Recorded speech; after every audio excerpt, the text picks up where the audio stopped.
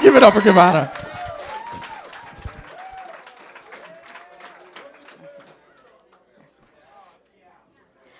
I remember being afraid of the boogeyman.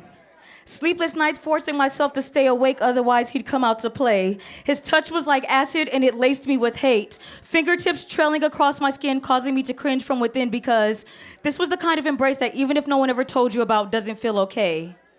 I remember when I was afraid of the boogeyman, and I should have screamed or even cried, but instead I just lay still with my eyes shut like I was afraid of the night, as if it wasn't pitch black all the same.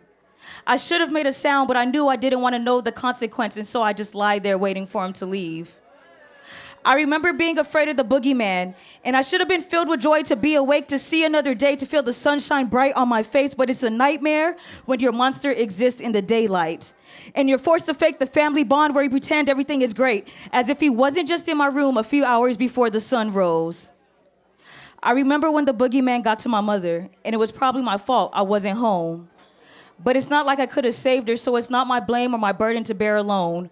But somebody tell me, how the fuck am I supposed to have a good day when nightcaps just replay and replay and replay like a broken record or a bad daydream? And I feel as though it's a form of foreplay for him to watch me try not to display my hate, because he literally makes me sick. But no one believes in the boogeyman, so my night terrors don't exist. And just like being hit with fist after fist, I'm forced to take each blow as they're thrown my way, because who would have believed me anyway? I remember being afraid of the boogeyman, so much that it took me 12 years to go to sleep at a normal time, 12 years not to imagine his face when I closed my eyes each night, 12 years to realize that even if I did scream or move, he probably wouldn't have stopped, because a person doesn't care when they don't have a heart. And I remember when I was afraid of my stepbrother, and nobody knew what I went through. Even when my mother got his full disgusting embrace, no one knew.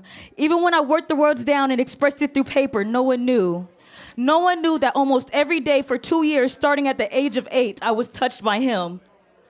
But now you do.